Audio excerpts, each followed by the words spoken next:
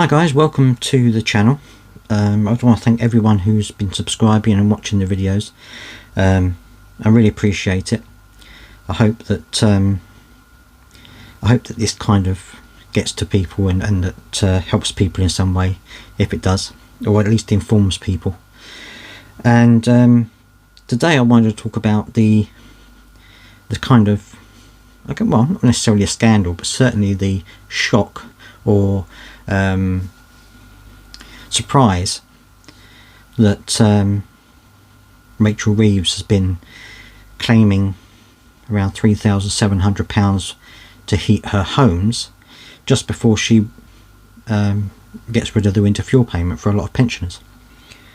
And you know, it brings into question the expenses of MPs. Now lots of companies have expenses for their employers, and you know, MPs, you know, as is they often say, we need two houses.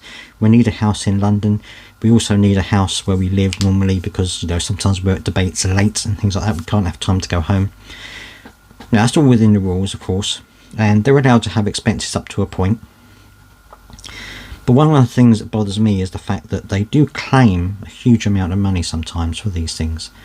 And yes, fuel is expensive, you know, energy is expensive, but I just think that when you're in that situation, when you're dealing with public money, because this is what it is, it's taxpayers' money that they're spending.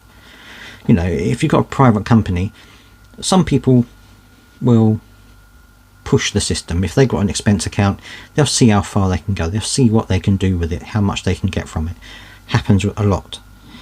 But when you're dealing with taxpayers' money, and you're dealing with the economy, and you're dealing with people's lives, because this is what's happening here, I think that there should be tighter controls on what expenses are claimed for.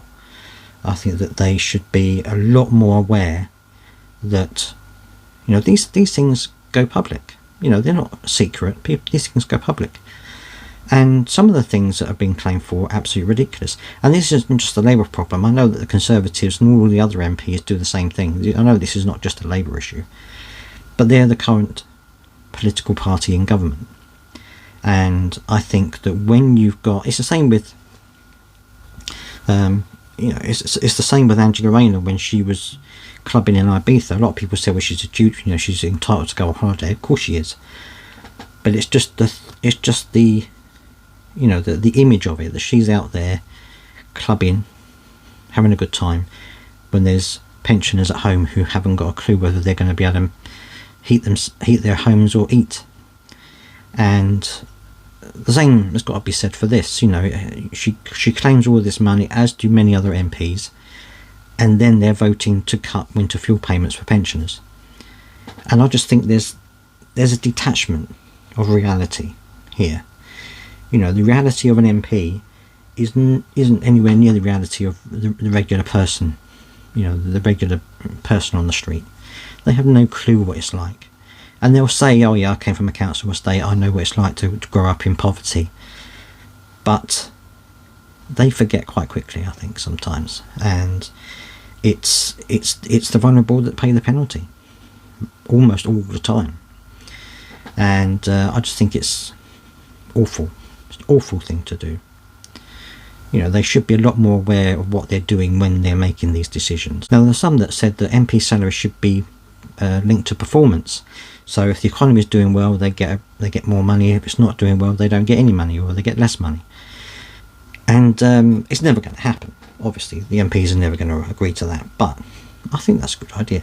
I think there needs to be a reality check for MPs.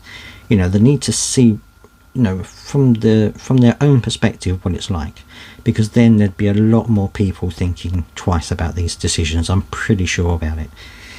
You know, I just, you know, there needs to be a reality check. But I'd love to hear your thoughts on this.